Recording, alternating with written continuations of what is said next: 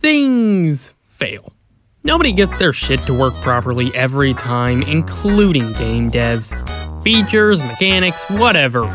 Sometimes it really just doesn't work. Failure is usually due to that thing just being poorly designed. But sometimes, it's not because it's bad, but because nothing around it works with it.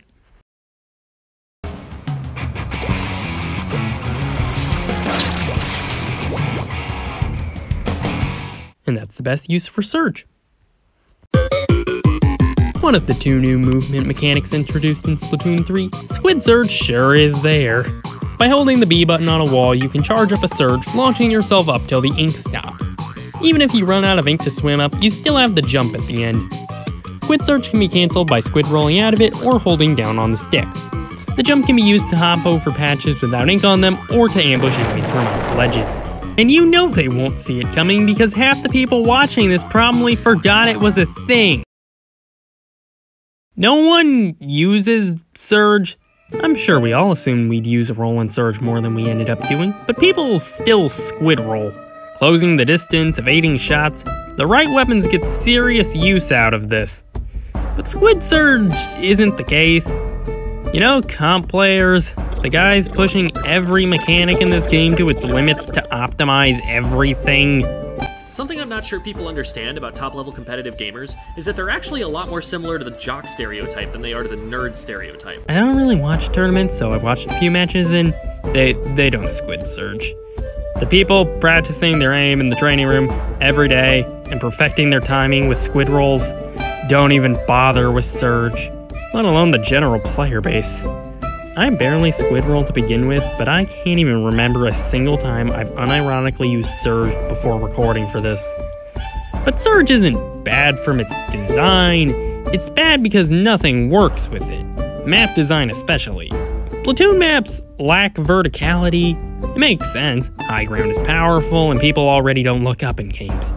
There's a level of verticality at some stages, but it's never that high. Flounder's entire gimmick is verticality, and even it's not that tall. This ain't no higher tower. When the maps aren't that tall, neither are the walls you climb. This is the biggest issue with Surge. It's literally just slower than mashing B.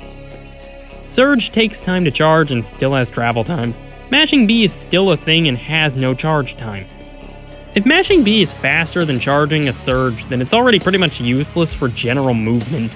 It's not the only issue, but it's the main one. The lack of verticality was the coffin. The other problems are just the chains and nails reinforcing it. Like, say, the lack of walls that can even be painted. If you even want to use Surge, you need a wall you can paint.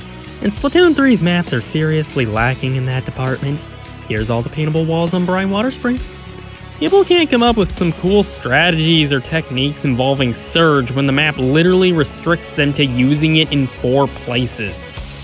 Normal players barely squid Surge because they literally just can't. Compare this to roll. The only thing binding you is your ability to hit max speed. You can use this thing fucking anywhere. Spawn, this bridge, the zone, the same wall that you can surge on. It's practical in fights and can be used for some map parkour and isn't bound to specific areas. Every map has inkable floors. You're not struggling to find places to use it. So, Squid Surge is bad for getting around normally and it is limited to only a few spots. But what is it good at? Well, we still have that jump.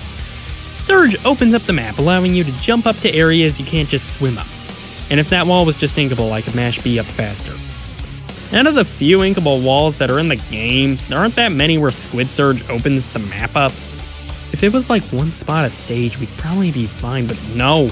Most of them don't have any, and the ones that do just aren't enough. This is where Squid Surge has the most potential, but it's really worth questioning. What's the point? Why make this spot only accessible through Surge when you could just make the wall inkable?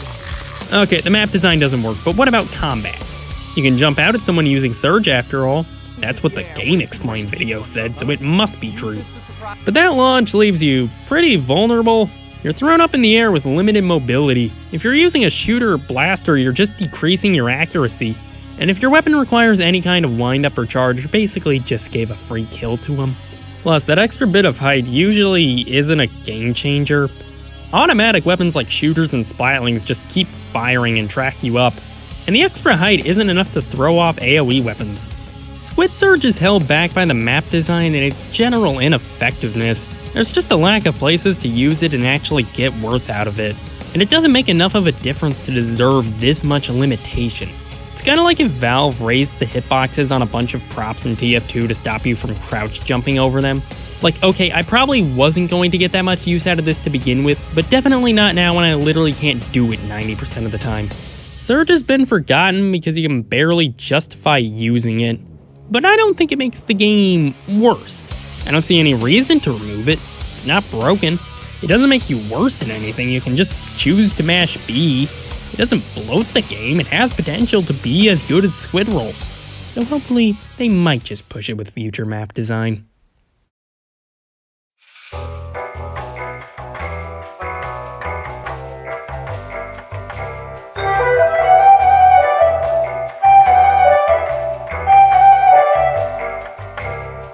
Had to respond, taking every possibility. Hey, stop climbing my tower with suction cup! No matter what his agenda is, clearly he is a menace up there.